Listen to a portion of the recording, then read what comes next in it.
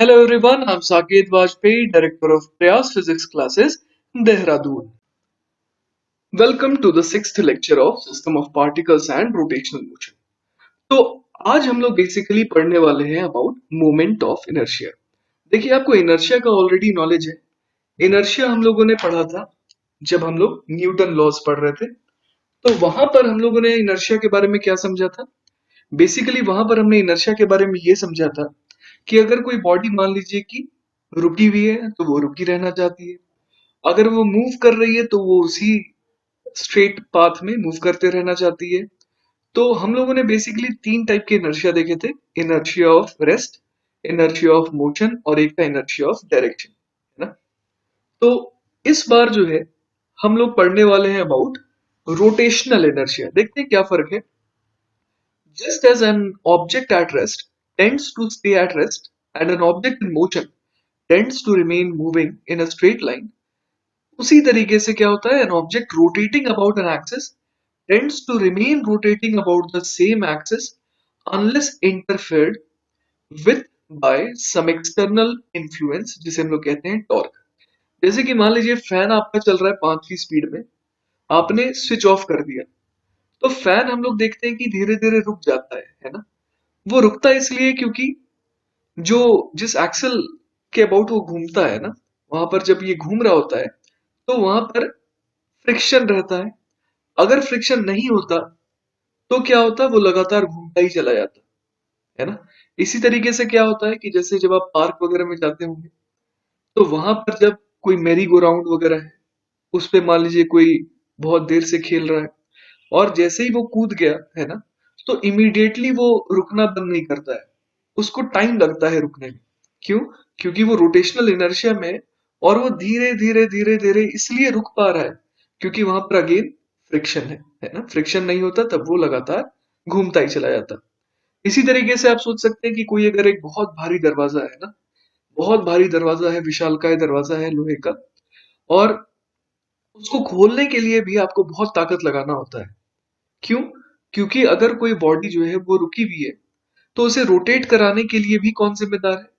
उसको रोटेट कराने के लिए भी जो टॉर्क जिम्मेदार है ना। तो टॉर्क हमारे को चाहिए। क्यों चाहिए?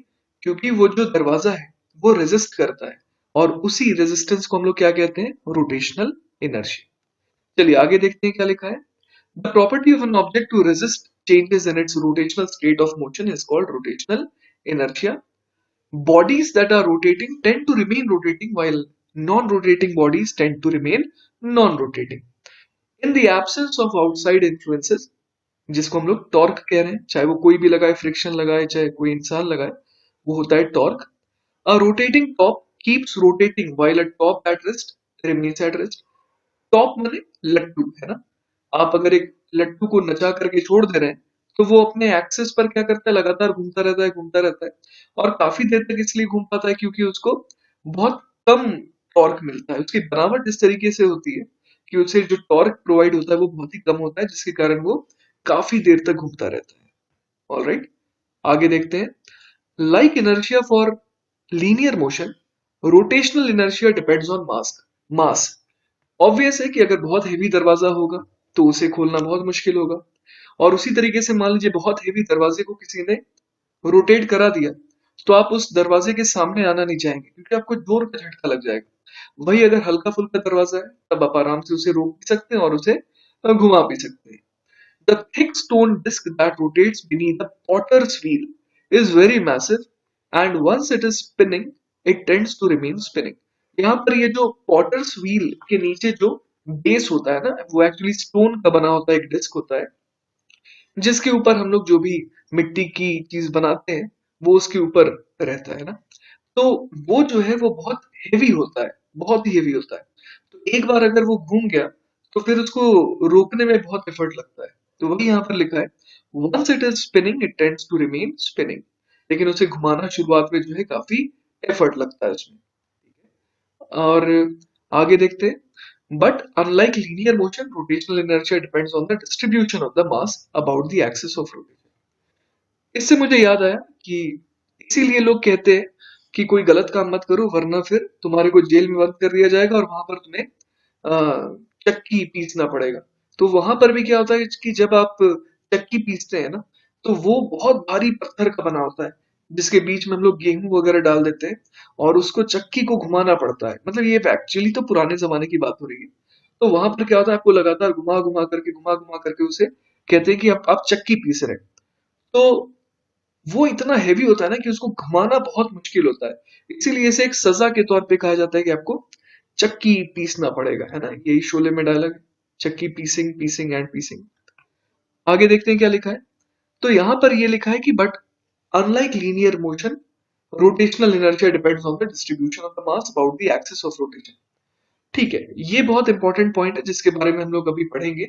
होता क्या है कि सिर्फ मास कितना है वो नहीं डिसाइड करता है, ये भी डिपेंड करता है, मतलब कि घुमाने में कितना एफर्ट लग रहा है या उसे रोकने में कितना एफर्ट लग रहा है, ये इस बात पे भी डिपेंड करता है कि जो डिस्ट्रीब्यूशन है मास का वो कैसा है। आगे हम लोग आएंगे इस पर। The greater the distance between an object's mass concentration and the axis, the greater the rotational inertia. चलिए, तो जो मैंने कहा उसे मैं एक्सप्लेन करता हूं। मान लीजिए कि आपके पास ये डंबल है और उसी तरीके से यहां पर भी एक और डंबल है, और इससे आप घुमाना चाहते हैं अबाउट दिस एक्सिस, ये इस एक्सिस के अबाउट, है ना, कुछ इस तरीके से। और सिमिलरली जो नीचे वाला है उसे भी आप किस तरीके से घुमाना चाहते हैं अबाउट दिस एक्सिस, इस तरीके से कुछ। तो आप अपने एक्सपीरियंस के हिसाब से बता सकते हैं कि घुमाना किसे ज्यादा आसान है। जितना दूर ये जो मास है, जितना दूर ये जो वजन है, वेट है, वो रहेगा उतना मुश्किल होगा इसे घुमाना, और ये जितना पास रहेगा उतना आसान रहता है इसे घुमाना।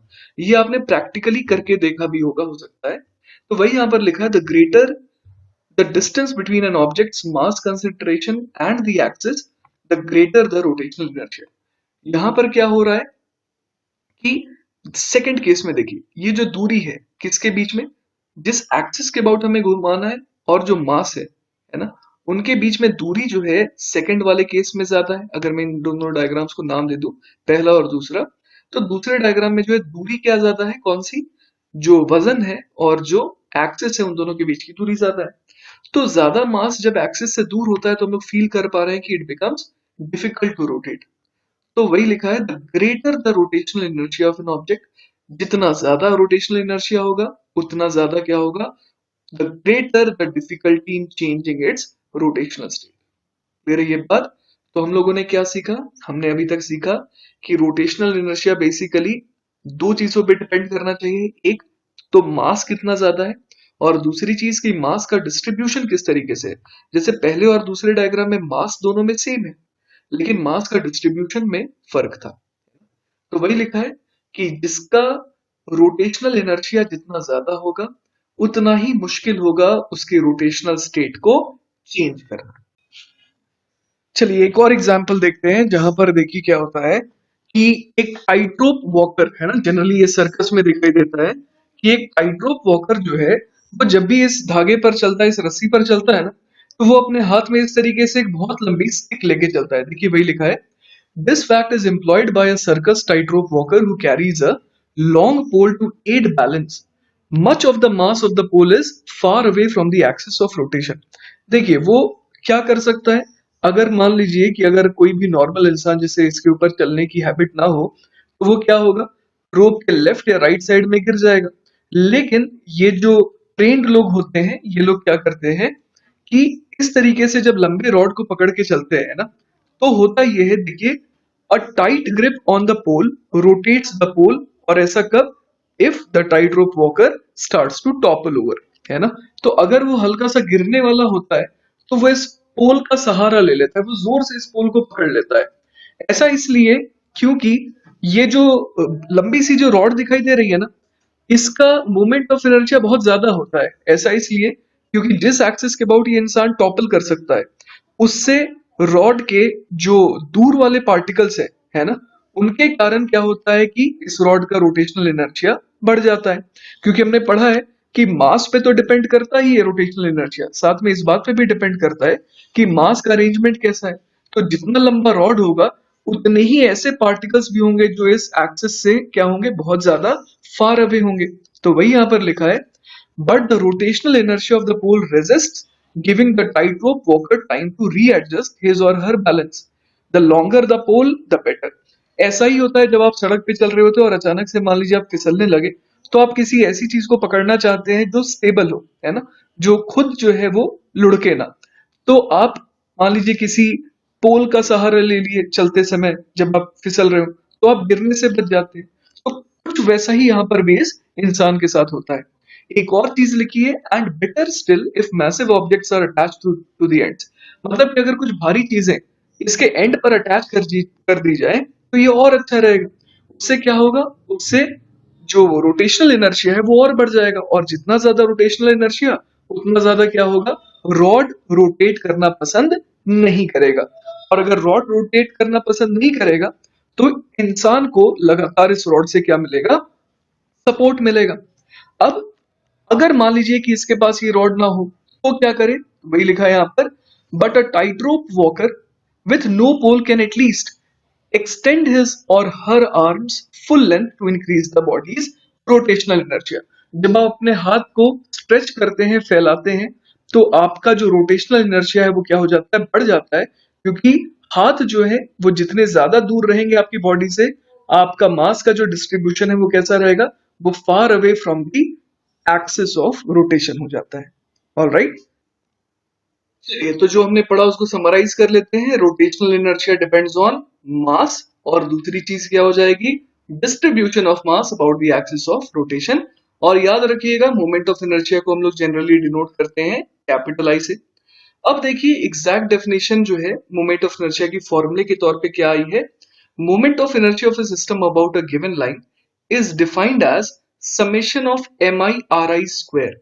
इसका मतलब क्या हो गया, इसका मतलब ये हो गया कि हमें क्या करना है, m1 r1 square plus m2 r2 square and so on. यहाँ पर m1 क्या है, m2 क्या है, m3 क्या है, मतलब mi क्या है, mi है मास ऑफ द ith पार्टिकल, और ri क्या है, perpendicular distance from the given line. जिस भी ith पार्टिकल की बात कर रहे हैं उसकी perpendicular distance from the given line. Alright, तो चलिए अभी तो फिलहाल ये बड़ा कॉम्प्लिकेटेड लग रहा होगा कि ये समेशन वगैरह चीजें आ रही है, इसको एक बहुत ही आसान से एग्जांपल से देखते हैं। मान लीजिए कि ये मास m1 है और ये हमारी एक्सिस है ना जिसके अबाउट ये घूम रहा है। मतलब इसका मोशन कैसा हो रहा है, इसका मोशन इस तरीके से सर्कुलर मोशन हो रहा है, और ये मान लीजिए इसकी परपेंडिकुलर डिस्टेंस है from the axis, late us से r1। तो बेसिकली ये r1 क्या हो गया, इस ये जो सर्कुलर मोशन में घूम रहा है उसका रेडियस हो गया। तो मोमेंट ऑफ इनर्शिया इस पार्टिकल का कितना हो जाएगा, सिंपली m1 r1 स्क्वायर। अगर एक आधा और पार्टिकल होते तो उनकी भी परपेंडिकुलर डिस्टेंस ले लेते। क्लियर है ये बात। तो बहुत ही सिंपल सा कॉन्सेप्ट है मोमेंट ऑफ इनर्शिया का, और ये इतना आसान इसलिए भी है क्योंकि मोमेंट ऑफ इनर्शिया जो है वो कैसी क्वांटिटी है, वो एक स्केलर क्वांटिटी है ना? कोई वेक्टर का झंझट नहीं है, तो एक स्केलर क्वांटिटी है। और हम लोग यहाँ पर सिंपली क्या देखते हैं, मास और जो परपेंडिकुलर डिस्टेंस है उसका स्क्वायर। ठीक है, चलिए तो अब आ जाते हैं आज के लेक्चर के पहले सवाल पे। पहला सवाल है, consider light rod with to heavy mass particles at its and. Let AB be a line perpendicular to the rod as shown. What is the moment of inertia of the system about AB? तो देखिए यहाँ पर ये rod है और ये जो AB है वो इस रॉड के परपेंडिकुलर है, और हमें M1 और M2 ये दोनों दिए हुए हैं कि बिल्कुल एजेस पर है। M1 की दूरी R1 है, M2 की दूरी R2 है। तो बहुत आसान सवाल हो गया, मोमेंट ऑफ इनर्शिया कितना होता है, वो होता है summation of MI RI square. तो यहाँ पर क्या कर देंगे, यहाँ पर लिख देंगे M1 R1 square plus M2 R2 square. इतना आसान सवाल था, यही हमारा जवाब हो गया। चलिए तो जरा सा लेवल बढ़ाते हैं सवाल का, और हमारे पास एक और आसान सा सवाल आ गया है।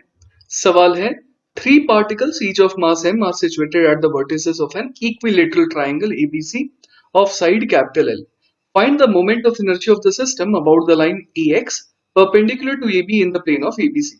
तो हमारे ऐसा दिखाई दे रहा है कि ये AX जो है ये वो रोटेशनल एक्सिस है जिसके अबाउट ये पार्टिकल्स जो है वो रोटेट कर रहे हैं, और अपने को क्या निकालना है, अपने को मोमेंट ऑफ इनर्शिया निकालना है। तीन पार्टिकल हैं, सी पर है, ए पर है और बी पर है। तो हमारे को साफ दिख रहा है कि ए वाले पार्टिकल का तो ये मोमेंट ऑफ इनर्शिया कितना आ जाएगा, जीरो, क्योंकि ये बिल्कुल एक्सिस पर लाई कर रहा है, एक्सिस पर लाई कर रहा है, इसका मतलब क्या हो गया कि उसकी perpendicular distance from the axis क्या हो गई, जीरो। तो मोमेंट ऑफ इनर्शिया जो है कैपिटल आई, उसमें क्या क्या लिखेंगे, आई ए प्लस आई बी प्लस आई सी, तीनों का कॉन्ट्रीब्यूशन लिखते हैं।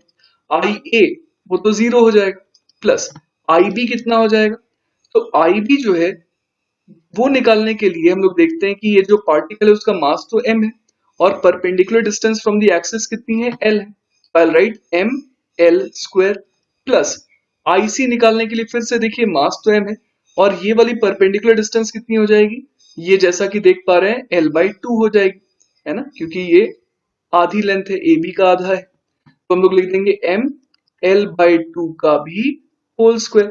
तो ये कितना आ गया, ये आ गया ml square plus ml square by 4, जो कि कितना हो जाएगा 5 ml स्क्वायर बाय 4। तो देखिए बहुत आसान है मोमेंट ऑफ इनर्शिया निकालना, और सबसे बड़ी खासियत क्या है मोमेंट ऑफ इनर्शिया की, कि वो स्केलर क्वांटिटी है। चलिए तो अब आ जाते हैं नेक्स्ट सवाल पे। अगला सवाल है, four particles each of mass m are kept at the four corners of a square of edge small a. Find the moment of inertia of the system about a line perpendicular to the plane of square and passing through the center of the square. Alright, तो चलिए सबसे पहले देखते हैं कि ये किस axis के अबाउट पूरा का पूरा घूम रहा है। ये घूम रहा है about a line perpendicular to the plane of the square and passing through the centre of the square, मतलब कि ये वाली जो एक्सिस है जो इस स्क्रीन को पियर्स करते हुए अंदर की तरफ जा रही है ना, इस तरीके से मैं दिखा देता हूं इसे, ठीक है।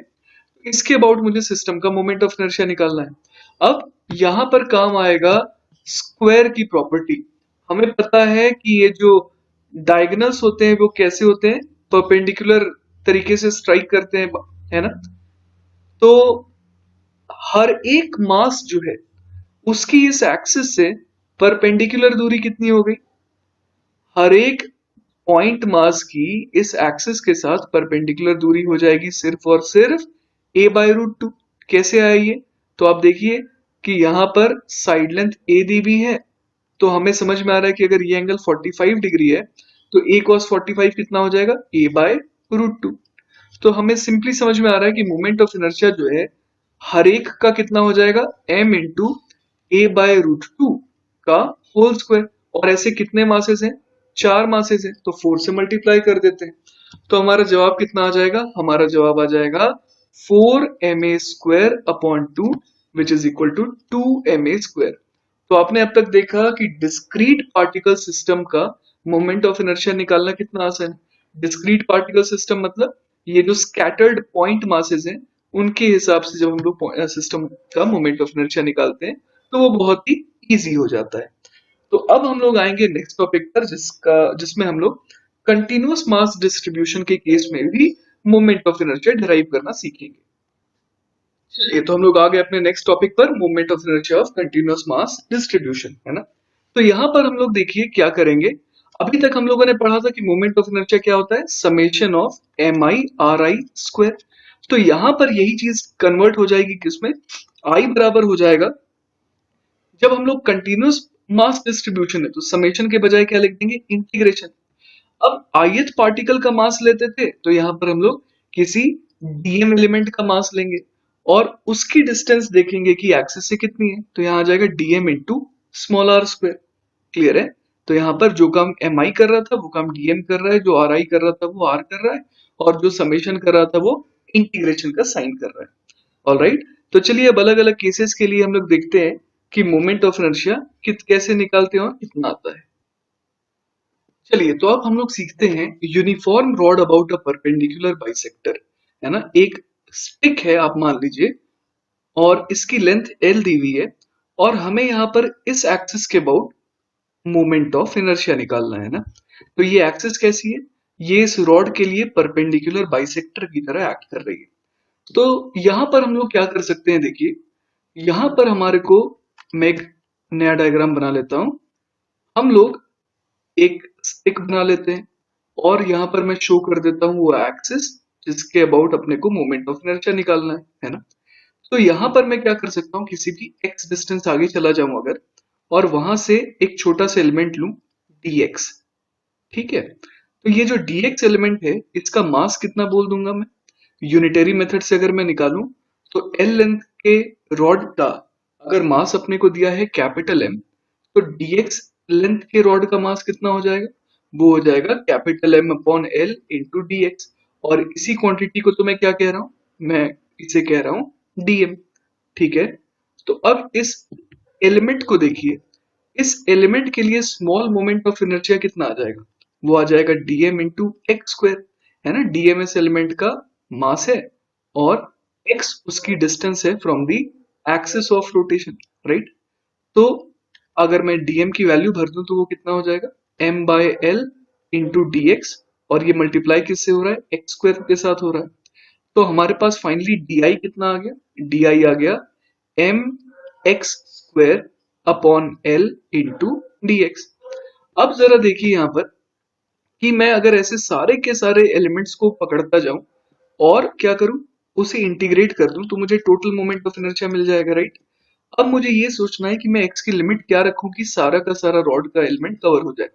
तो मैंने इससे बोल दिया था ओरिजिन, और मेरे लिए ये राइट साइड में जब मैं गया तो x आगे गया था, है ना। तो x की वैल्यू मुझे क्या कहनी होगी कि वो कहां से कहां वेरी कर रही है, -l/2 से +l/2, क्योंकि अगर इस डायरेक्शन को मैंने पॉजिटिव डायरेक्शन कहा तो मेरे लिए ये वाली डायरेक्शन कैसी हो जाएगी, नेगेटिव डायरेक्शन, है ना। तो पीछे x कोऑर्डिनेट क्या होता जा रहा है, नेगेटिव होता जा रहा है। तो यहाँ का कोऑर्डिनेट क्या हो जाएगा, -l/2, और सबसे राइट में कोऑर्डिनेट क्या हो जाएगा, l/2, क्योंकि पूरी की पूरी रॉड की लेंथ कितनी है, l है। तो मैं क्या बोल दूंगा, x जो है वो कहां से कहां वेरी करेगा, -l/2 से +l/2 तक। तो ये कितना आ जा रहा है, एक बार निकाल करके देखते हैं। m/l तो चलिए बाहर आ गया, एक्स स्क्वायर dx का इंटीग्रेशन क्या हो जाएगा, x³ बाय 3। तो मैं वही लिख देता हूँ, x³ बाय 3। और लिमिट क्या रखेंगे, -l/2 से +l/2 तक। तो ये देखते हैं कितना आ जा रहा है, ये आ जा रहा है m upon L multiplied by l³ upon 2 to the 4 to ज़ 8 3 ज़ 24, और माइनस माइनस फिर से प्लस हो जाएगा तो ये बन जाएगा l³ अपॉन 24, राइट। तो हमारे पास अब मोमेंट ऑफ इनर्शिया आ गया, और वो कितना आ गया, ml² अपॉन 12। तो मेरा आपसे ये सजेशन है कि आप ये जो वैल्यू है ये हमेशा याद रखें कि अगर इस तरीके की रॉड दी हुई हो जिसकी लेंथ l हो, और उसके परपेंडिकुलर बाइसेक्टर को अगर मैंने एक्सिस कह दिया, तो उस एक्सिस के अबाउट मोमेंट ऑफ इनर्शिया कितना आ जाएगा, ml² बाय 12।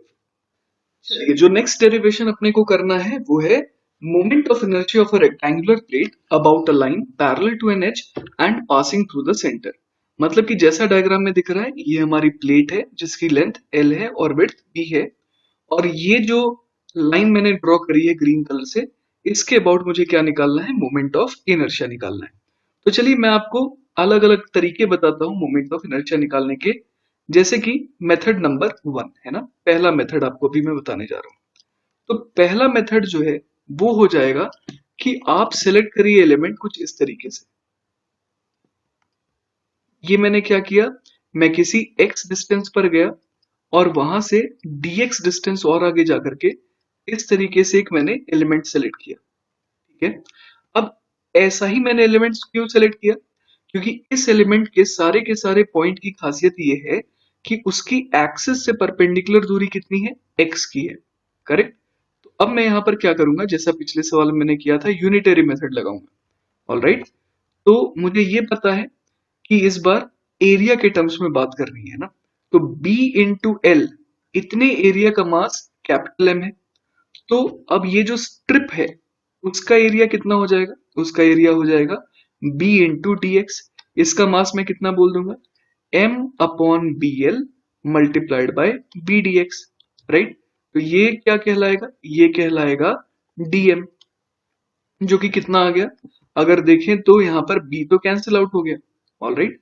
तो अब आप मुझे बताइए कि इस एलिमेंट के लिए मैं स्मॉल मोमेंट ऑफ इनर्शिया कितना लिख दूंगा, I write di is equal to dm into x square, correct है। और इसको क्या कर देना है, इंटीग्रेट कर देना है। तो अब देखते हैं कि मोमेंट ऑफ इनर्शिया कितना आ जाता है। वो आ जाएगा integration of m by l into X square D X. और फिर से मुझे कहां से कहां तक की लिमिट लेनी है, -l/2 से +l/2 तक की, क्योंकि मैंने अगर राइट डायरेक्शन को पॉजिटिव कहा तो लेफ्ट डायरेक्शन ऑटोमेटिकली नेगेटिव हो गई, है ना। तो यहाँ पर मैं लिमिट रख दूंगा -l/2 से +l/2 तक की। तो ये तो बिल्कुल पिछले केस जैसा ही हो गया।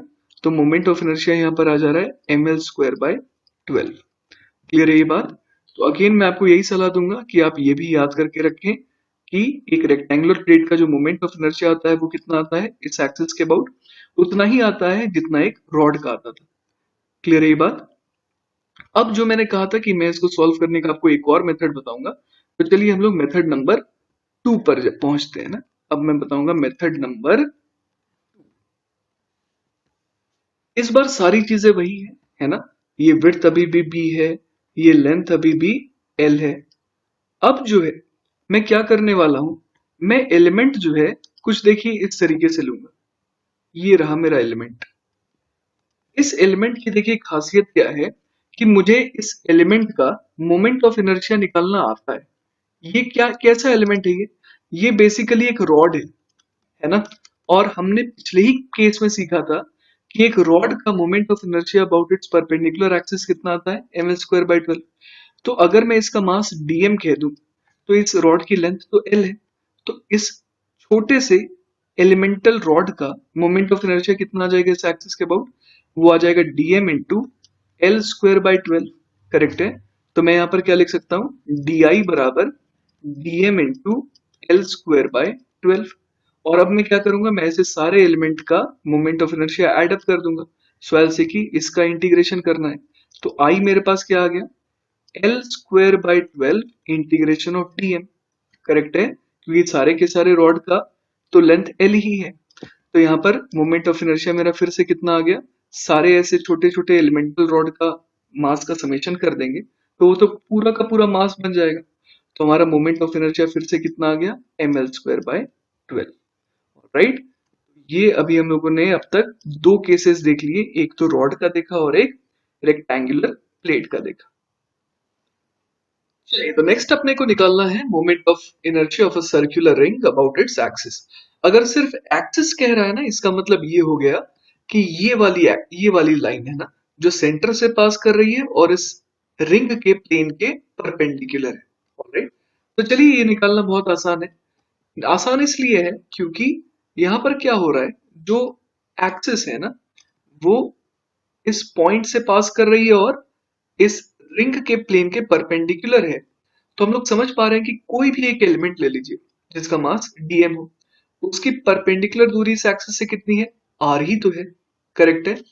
तो di कितना आ जाएगा, di आ जाएगा dm into capital R square. और ऐसे सारे मासेस का जो डिस्टेंस है इस एक्सिस से वो कितना है, r है। तो हम लोग क्या कर देंगे, अगर इंटीग्रेट करेंगे तो r² बाहर आ जाएगा और अंदर बच जाएगा इंटीग्रेशन ऑफ dm।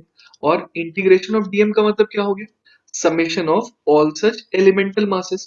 तो वो कितना हो जाएगा, कैपिटल M। तो हमारा आंसर क्या हो गया, टोटल मोमेंट ऑफ इनर्शिया बराबर mr²। All right.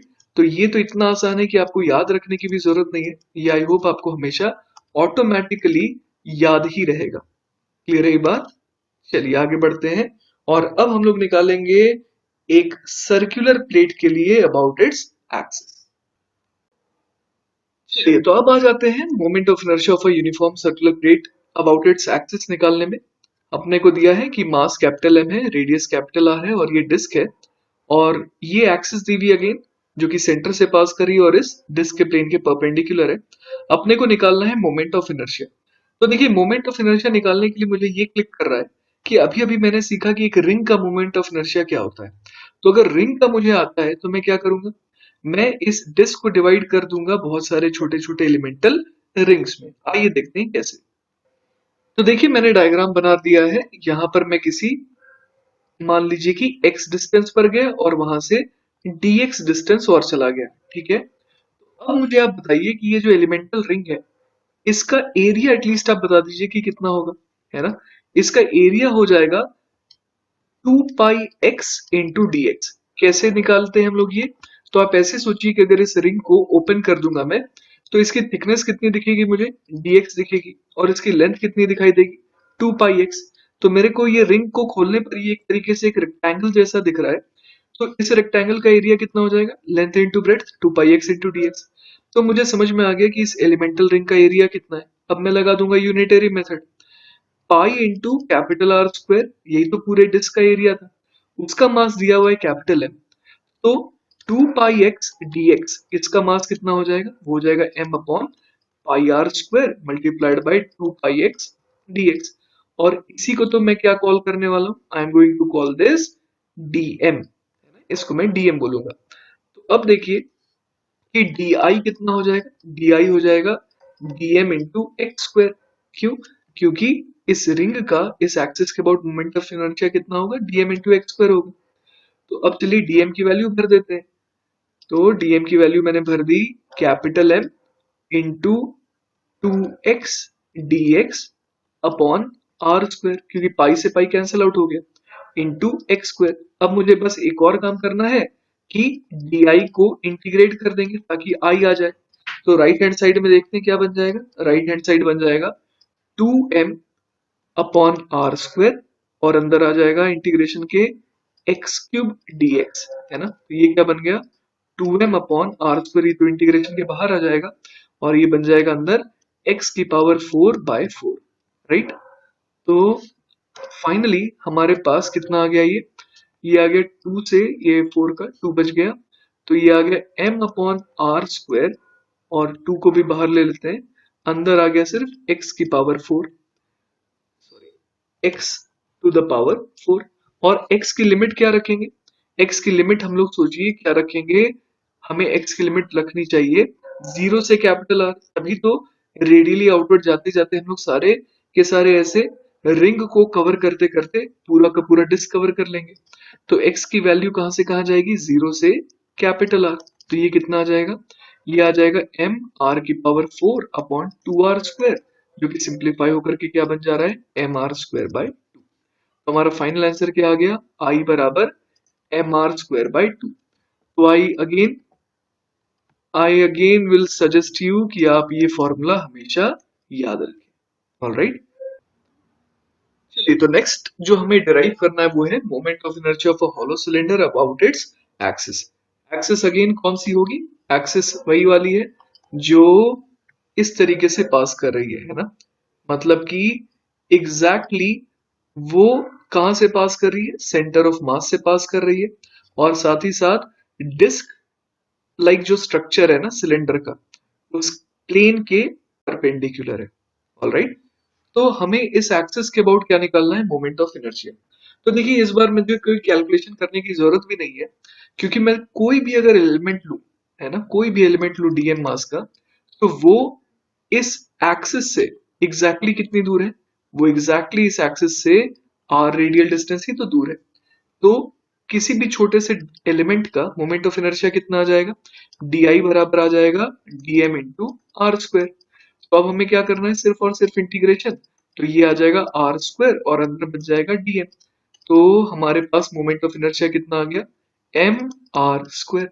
तो कोई कैलकुलेशन ही नहीं करनी पड़ी हमें, क्योंकि इस हॉलो सिलेंडर की खासियत ये है कि उसके सारे के सारे जो पार्टिकल्स हैं वो एग्जैक्टली इस एक्सिस से कितनी दूर है, कैपिटल आर। ऑलराइट, तो चलिए नेक्स्ट जिसका हमें मोमेंट ऑफ इनर्शिया निकालना है वो है यूनिफॉर्म सॉलिड सिलेंडर। ये एक यूनिफॉर्म सॉलिड सिलेंडर है जिसका मास है m और रेडियस है r। अब आप सोचिए कि इसका मोमेंट ऑफ इनर्शिया, ये जो एक्सिस हमारे को दिखाई दे रही है, इसके अबाउट किस तरीके से निकाला जाए, है ना। तो अगेन इसको निकालने के अलग अलग तरीके हो सकते हैं। पहला तरीका जो होगा कि अगर मैं इस सिलेंडर को, है ना, अलग अलग डिस्क में डिवाइड कर दूं। आइए देखते हैं कैसे। तो देखिए पहला तरीका क्या है कि मैंने यहाँ पर एक डिस्क ले ली जिसकी थिकनेस मान लीजिए कि कुछ भी होगी, थिकनेस कुछ भी है, बहुत छोटी सी थिकनेस है। लेट से कि मैंने थिकनेस जो है वो DL ले ली है, ठीक है। तो अब यहाँ पर हम लोग देख सकते हैं कि इस DL थिकनेस वाली डिस्क का मास कितना हो जाएगा, लेटर से DM हो जाएगा, है ना।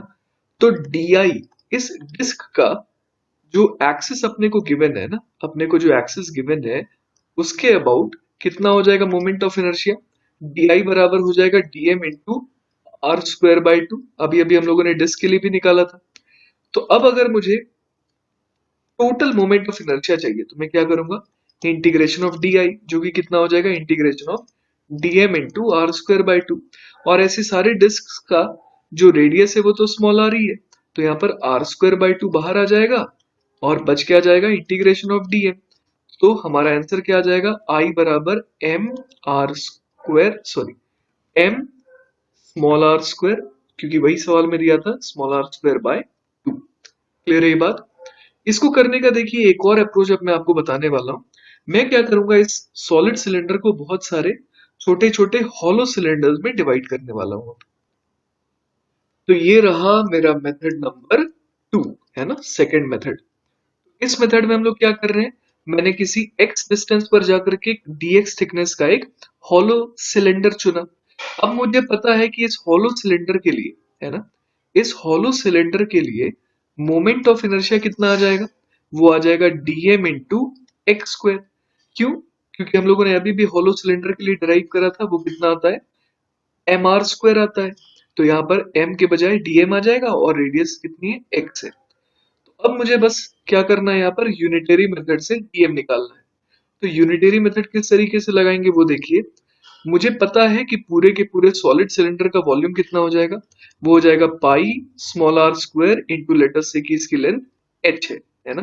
तो पाई आर स्क्वायर एच, इसका मास कितना है कैपिटल एम। तो अब ये जो मैंने यहाँ पर क्या लिया, एक सिलेंड्रिकल शेल लिया, उसका वॉल्यूम कितना हो जाएगा, उसका वॉल्यूम हो जाएगा, इसकी जो क्रॉस सेक्शनल एरिया है वो कितनी है, वो हो जाएगी 2 pi x into D X, और इसकी लेंथ अगेन h है। तो ये इसका मास कितना हो जाएगा, इसका मास हम लोग देख पा रहे हैं यूनिटरी मेथड से हो जा रहा है m upon pi r square H multiplied by 2 pi X D X into H, right. अब देखिए बहुत सारी चीजें यहाँ कैंसिल आउट हो रही है, पाई से पाई उड़ गया, एच से एच उड़ गया, तो जो बच गया वही हमारे लिए क्या बन गया, ये हमारे लिए आ गया डीएम। तो चलिए इस डीएम को यहाँ पर पुट करते हैं और डीआई निकालते हैं। हमें पता था कि डीआई बराबर हो जाएगा DM into x square, right, यही तो हमने अभी अभी देखा था। तो डीएम की वैल्यू पुट कर देते हैं, वो कितनी हो जाएगी 2mx upon r square into DX, और एक्स स्क्वायर एक और आ जाएगा तो यहाँ पर एक्स स्क्वायर इंटू डीएक्स आ गया, राइट। तो अब इसको इंटीग्रेट करना बाकी रह गया है, तो चलिए इंटीग्रेट कर देते हैं। बाहर क्या क्या आ जाएगा, बाहर आ जाएगा 2m अपॉन आर स्क्वायर, तो 2m अपॉन आर स्क्वायर बाहर आ गया, अंदर बच गया integration of X cube DX. तो ये क्या बन जाएगा 2m आर स्क्वायर।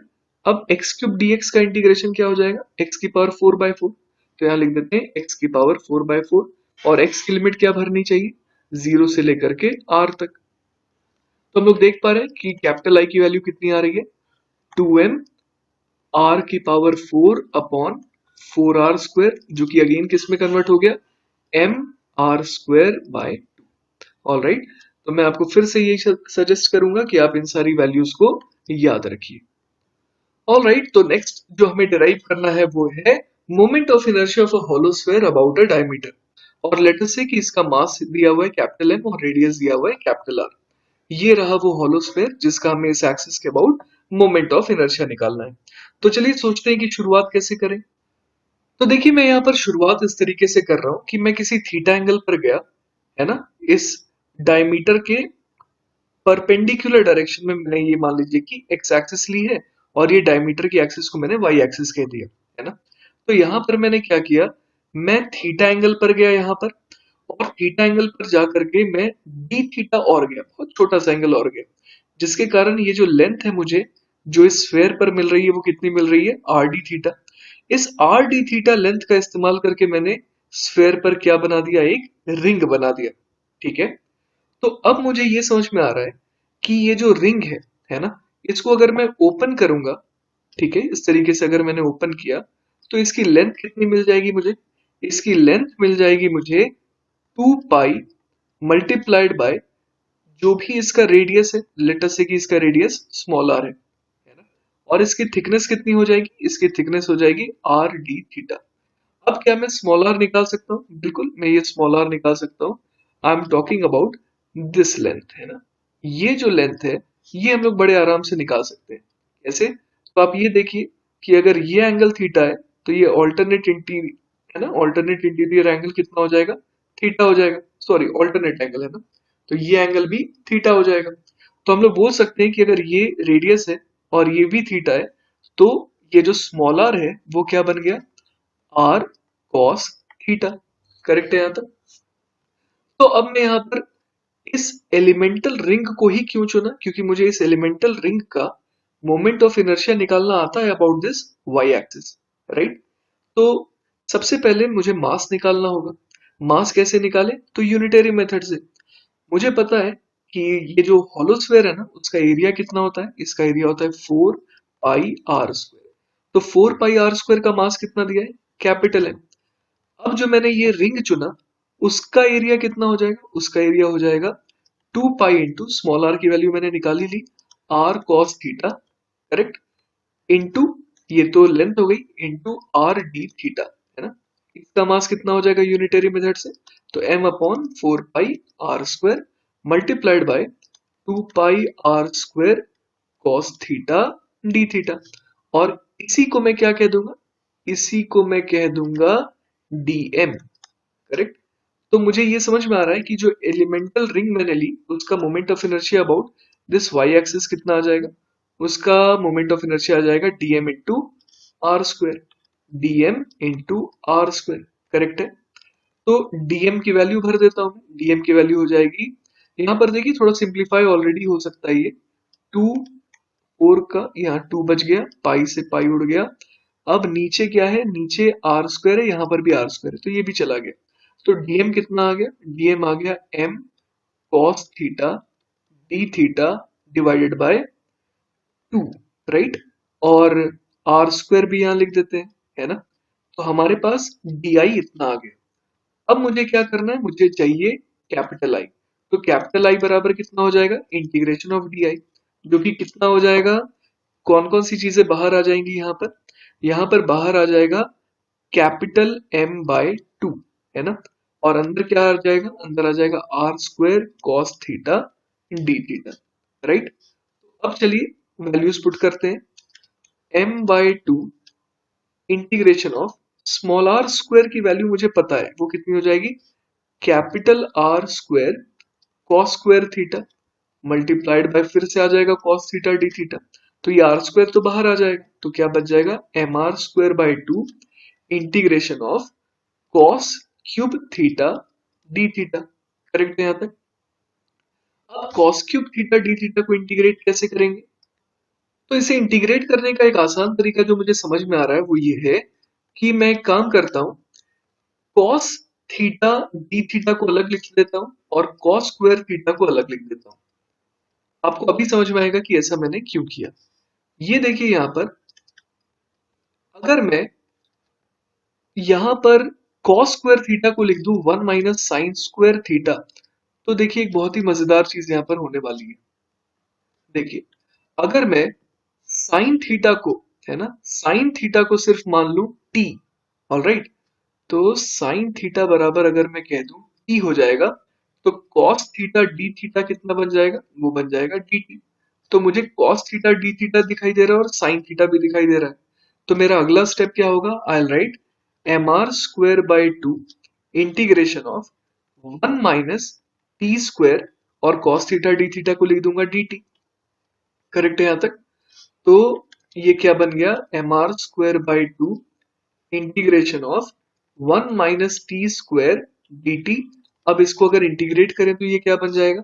ये बन जाएगा एम आर स्क्वायर बाई 2 और dt का integration t minus T square का इंटीग्रेशन हो जाएगा टी क्यूब बाय 3, करेक्ट है यहाँ तक?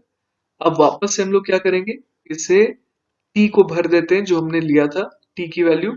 t की वैल्यू क्या ली थी हम लोगों ने? t को हम लोगों ने लिया था साइन थीटा, तो ये बन जाएगा sine theta minus sine of cube theta by 3, alright.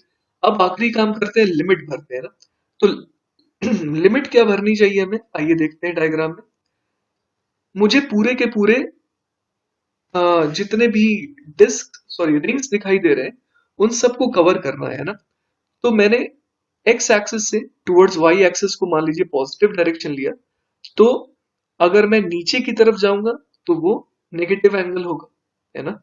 तो अगर मैंने एंटी क्लॉकवाइज सेंस को पॉजिटिव लिया तो क्लॉकवाइज सेंस नेगेटिव हो जाएगा। तो इसका मतलब ये हो गया कि थीटा कहां से कहां वेरी करेगा।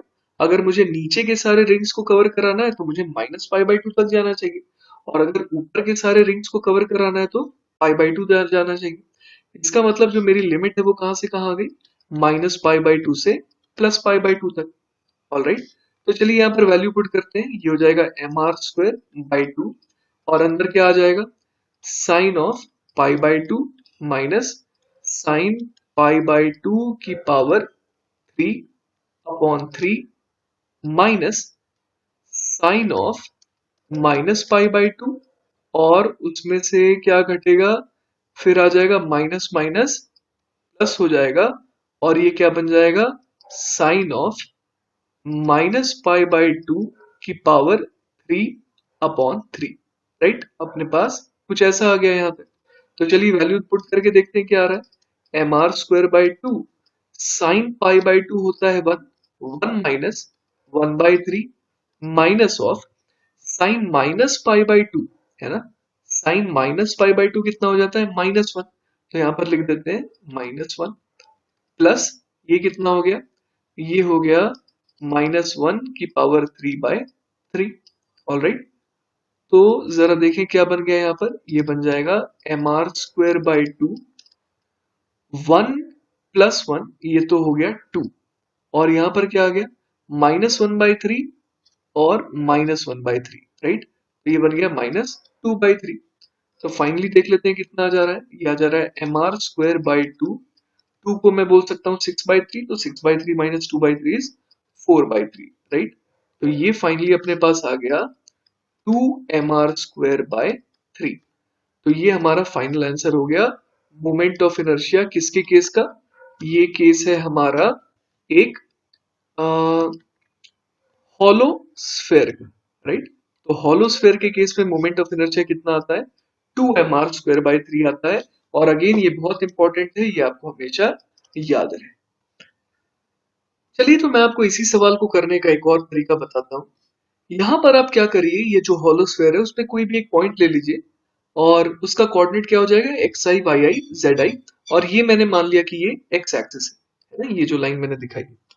अब ये जो pq है वो क्या है, वो है pq लेंथ जो है वो है इस पॉइंट P से x एक्सिस तक की परपेंडिकुलर दूरी। ऑलराइट, तो अगर मैं ये देखूं कि मोमेंट ऑफ इनर्शिया है ना of P about x axis, तो वो कितना आ जाएगा, वो आ जाएगा, ये जो एलिमेंटल मास लिया मैंने, मान लेते हैं कि इसका मास mi था, है ना। तो वो आ जाएगा equal to mi multiplied by yi² plus zi²।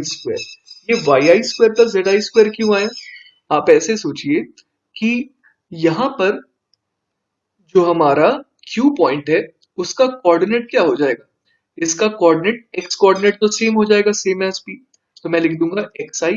लेकिन चूंकि ये x एक्सिस पर लाई कर रहा है तो इसका y कोऑर्डिनेट और z कोऑर्डिनेट क्या हो जाएगा, 0,0।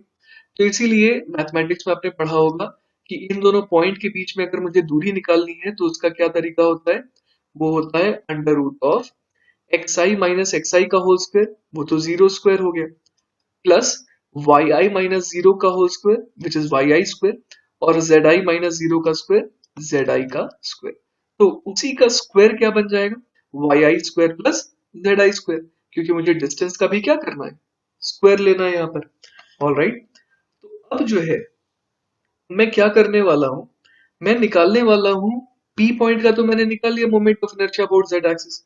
अब मैं क्या निकालने वाला हूँ, moment of inertia of this hollow sphere, है ना, ये जो पूरा का पूरा हॉलो स्फेयर है about x axis, about x axis, है ना। तो ये देखिए कैसे निकालेंगे पूरे के पूरे हॉलो स्फेयर का। तो मुझे क्या करना पड़ेगा, समेशन ऑफ mi, और जो भी आया था हमारे पास yi² प्लस zi², करेक्ट है। एक एलिमेंट के लिए जो आया उसी को तो क्या करेंगे हम लोग, समेशन कर देंगे। तो आई एक्स बराबर इतना आ जाएगा। अब अगर सिमेट्री को फॉलो करें तो हम लोग कह सकते हैं कि आई वाई उसी तरीके से क्या आ जाएगा, आई वाई आ जाएगा समेशन ऑफ एम आई, और आगे क्या लिख दे, आगे हम लोग लिख देंगे सिमेट्री ओबे करते हुए Z I square plus x I square. Correct है। अब आई जेड उसी तरीके से क्या लिख सकते हैं, वो आ जाएगा समेशन ऑफ एम आई, और आगे क्या लिख दिया जाए, आगे लिख सकते हैं हम लोग x I square plus Y आई का स्क्वायर। क्लियर है यहां तक। अब अगर इन तीनों को ऐड करते हैं ना, इन तीनों को चलिए हम लोग ऐड कर देते हैं तो क्या आ जाएगा, I x plus I y plus I z. वो किसके बराबर आ जा रहा है, वो बराबर आ जा रहा है, देखिए वाई आई स्क्वायर दो बार है, एक्स आई स्क्वायर भी दो बार है, और जेड आई स्क्वायर भी दो बार है। और हमें ये भी पता है कि x I square plus Y I square plus Z I square ये तो रेडियस के स्क्वायर के बराबर है, क्योंकि कोई भी एलिमेंट अगर मैं लूं, है ना, ये तो मैंने ओरिजिन माना, तो अब जो है कोई भी अगर एलिमेंट में लूंगा इस स्फेयर पर तो उसकी दूरी तो आर ही रहेगी, है ना। तो आप देख सकते हैं under root of X I minus zero का whole square plus Y I minus zero का whole square plus Z I minus zero का होल स्क्वायर, वो क्या बन जाएगा, आर स्क्वायर। तो वही यहाँ पर लिखा हुआ है। तो मुझे ये समझ में आ रहा है कि x I square plus Y I square plus Z I square हर बार क्या जा रहा है, वो आर स्क्वायर के बराबर आ रहा है। तो इसका मतलब I x plus I y plus I z वो क्या आ जाएगा, twice of m are square, क्योंकि यहां पर जो है समेशन ऑफ एम आई क्या बन जाएगा, capital M which is the total mass of the hollow sphere. अगर ये स्टेप आपको क्लियर नहीं है तो मैंने पूरा यहाँ पर सॉल्व करके भी दिखा दिया है कि किस तरीके से इन तीनों को ऐड करेंगे, है ना। तो अपने पास I x plus I y plus I z बराबर कितना आ गया, टू एम आर स्क्वायर आ गया। लेकिन आप जरा एक चीज देखिए यहाँ पर इस डायग्राम में, यहाँ पर आई एक्स जो है वो है moment of inertia of the hollow sphere about X axis. उसी तरीके से एक हो जाएगा हमारे पास वाई एक्सिस, और एक एक्सिस इसी तरीके से हो जाएगी हमारे पास जेड एक्सिस, राइट। तो अपने पास जो ये तीनों एक्सिस है, वो तीनों एक्सिस के अबाउट मोमेंट ऑफ इनर्शिया जो है वो बिल्कुल सेम नहीं आना चाहिए, क्योंकि ये जो स्फीयर है उसके लिए जैसा एक्स एक्सिस है वैसा ही उसके लिए वाई एक्सिस है, वैसा ही उसके लिए जेड एक्सिस है, राइट। तो हमारे को ये समझ में आ रहा है कि एक स्फेयर के लिए, है ना, अगर मैं एक स्फेयर लूं तो उसके लिए चाहे आप ऐसी लाइन ड्रॉ कर दीजिए, चाहे आप ऐसी लाइन ड्रॉ कर दीजिए, चाहे आप ऐसी लाइन ड्रॉ कर दीजिए, तीनों क्या है, बिल्कुल आइडेंटिकल है, राइट। तो इन तीनों के अबाउट मोमेंट ऑफ इनर्शिया क्या आएगा, बिल्कुल सेम आएगा। तो लेट अस से कि आई एक्स बराबर आई वाई बराबर आई जेड, है ना, और उसका नाम मैं दे दे रहा हूं आई। तो मेरे पास क्या आ गया यहां से, मेरे पास आ गया three I is equal to two M R square. तो यहां से देखिए क्या आ जाएगा मेरे पास, capital I is equal to two M R square by three. तो हमें यही तो निकालना था कि कोई भी एक ऐसी एक्सिस जो किससे पास कर रही हो, जो डायमीटर से पास कर रही हो, उस एक्सिस के अबाउट हमसे पूछा गया था मोमेंट ऑफ इनर्शिया। तो हमने मोमेंट ऑफ इनर्शिया जो है निकाल दिया, और वो कितना आ रहा है, सेम जो आना चाहिए था, two M R square by three. पिछले मेथड में भी तो यही आया था। ऑलराइट। तो अब हम लोग आखिरी टॉपिक पर आ रहे हैं इस लेक्चर के, और वो टॉपिक होने वाला है moment of inertia of a uniform solid sphere about a diameter. तो चलिए ये रहा हमारा आखिरी केस, है ना। अपने को इस यूनिफॉर्म सॉलिड स्फीयर का जो मोमेंट ऑफ इनर्शिया है अबाउट दिस एक्सिस निकालना है ना। तो अब आपको एक्सपीरियंस से समझ में आने लगा होगा कि मैं कैसा एलिमेंट चुनने वाला हूं। अब मैं एलिमेंट चुनने वाला हूं कॉन्सेंट्रिक हॉलो शेल। ऑलराइट, क्योंकि मैंने अभी अभी ये निकाला है कि एक हॉलो शेल का उसके एक्सिस के अबाउट मोमेंट ऑफ इनर्शिया कितना आता है, two by three M are square, है ना। तो यहां पर मैं क्या करने वाला हूँ, सॉलिड स्फीयर को डिवाइड करने वाला हूँ किसमें, कॉन्सेंट्रिक हॉलो शेल्स में। ठीक है। तो चलिए बड़े आराम से हम लोग बढ़ते हैं आगे। किसी एक्स रेडियल डिस्टेंस पर गए और वहां पर मैंने dx थिकनेस का एक शेल चुना। ठीक है। तो अब जो है मुझे ये समझ में आ रहा है कि लगाना तो यूनिटरी मेथड है, क्योंकि मुझे ये पता है कि डी बराबर कितना हो जाएगा, डी बराबर हो जाएगा 2/3 dm इंटू एक्स स्क्वायर। सही है। तो ये फॉर्मूला कहाँ से आया, अभी अभी हमने डिराइव करा था ना, मोमेंट ऑफ इनर्शिया होता है 2/3 mr स्क्वायर। तो यहाँ पर मास इस शेल का कितना मैंने कह दिया dm, और रेडियस कितनी हो गई, x हो गई। तो चलिए अब dm निकालने की कोशिश करते हैं ना। तो हमें पता है कि 4/3 पाई कैपिटल आर क्यूब का मास कितना है, कैपिटल एम, इतने वॉल्यूम का मास कैपिटल एम है। तो अब ये सोचिए कि ये जो शेल है ना, इस शेल का वॉल्यूम कितना होगा। तो शेल का जो क्रॉस सेक्शनल शेल का जो थिकनेस है वो कितना है, थिकनेस है dx, और जो एरिया है ना, सरफेस एरिया है वो कितना है, वो हो जाएगा लगभग 4 पाई x स्क्वायर। लगभग मैंने क्यों बोला कि जैसे जैसे आप बढ़ते जाएंगे है ना, x से जब x प्लस dx पर जा रहे हैं, तो थोड़ा सा तो बढ़ा है सरफेस एरिया, लेकिन चूंकि dx बहुत नेग्लिजिबली स्मॉल है, तो इसीलिए हम लोग कह सकते हैं कि जो एरिया है इसका, सरफेस एरिया जो है वो कितना है, 4 पाई x स्क्वायर ही है। तो अपने को ये समझ में आ गया कि इस शेल का जो वॉल्यूम हो जाएगा वो कितना हो जाएगा, 4 pi x square multiplied bye उसकी डेप्थ जो कि dx है। इसका यूनिटरी मेथड से मास निकाल लेते हैं, ये आ जाएगा m upon 4/3 pi r cube multiplied by 4 pi x square into dx, right.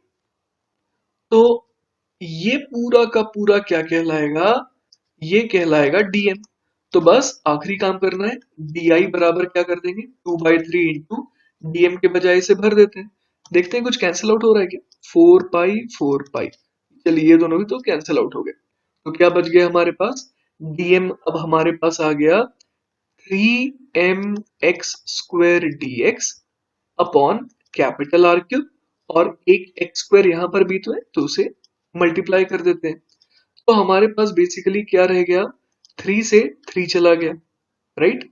तो डी बराबर कितना बच गया, डी बराबर बच गया 2m/r क्यूब, और अंदर क्या आ जाएगा, अंदर आ जाएगा x की पावर 4 dx। All right. तो चलिए अब इंटीग्रेट कर देते हैं। तो हम लोग बोल सकते हैं कैपिटल आई बराबर हो जाएगा इंटीग्रेशन ऑफ डी आई, और ये कितना आ जाएगा 2m/r cube integration of x की पावर 4 dx। क्लियर है यहाँ तक। तो 2m/r cube integration of x की पावर 4 dx क्या हो जाएगा, x की पावर 5/5, और लिमिट x की कहां से कहां तक जाएगी, x की लिमिट जाएगी 0 से कैपिटल R तक, तभी तो सारे शेल कवर हो पाएंगे जो इस पूरे के पूरे सॉलिड स्फीयर को कवर कर रहे हैं। तो क्या बन जाएगा, 2m/r cube multiplied bye r की पावर 5/5, राइट। तो हमारे पास क्या आ जाएगा, यहां से हमारे पास आ जाएगा 2/5 mr स्क्वायर, कैपिटल आई बराबर आ गया 2/5 mr स्क्वायर।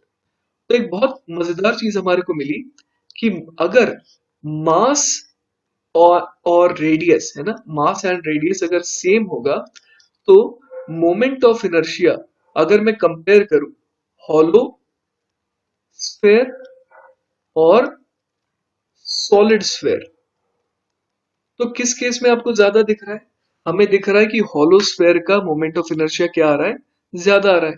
और उसका कारण क्या है, उसका कारण ये है कि अगर मास और रेडियस सेम है, तो हॉलो स्फेयर के केस में क्या हो रहा है कि जो एक्सिस है उससे सारे के सारे पार्टिकल जो हैं ज्यादा दूर है, किसके कंपैरिजन में, एज कंपेयर टू अगर मैं सॉलिड स्फेयर ले रहा हूं, सॉलिड स्फेयर में कुछ पार्टिकल्स जो है एक्सिस के क्या है, करीब भी है ना। आप अगर देखें तो जैसे यहाँ पर भी पार्टिकल्स है, लेकिन एक हॉलो स्फेयर के केस में तो यहाँ पर इस जगह पर तो कोई भी पार्टिकल्स नहीं है, सारे के सारे पार्टिकल्स कहाँ है, पेरीफेरी पर है। क्लियर है। तो ये कारण है कि moment of inertia of a hollow sphere जो है वो सॉलिड स्फेयर से ज्यादा क्यों आता है, क्योंकि वहां पर जो डिस्ट्रीब्यूशन है वो कैसा है, थोड़ा सा as compare to solid sphere थोड़ा सा फार्दर है। ऑल राइट, तो आई होप कि आपको ये लेक्चर अच्छे से समझ में आया होगा। आपको अब कंटिन्यूअस बॉडीज के केस में मोमेंट ऑफ इनर्शिया निकालने में परेशानी नहीं आएगी। तो we'll meet again in the next lecture. Till then keep practising, keep revising. Bye bye.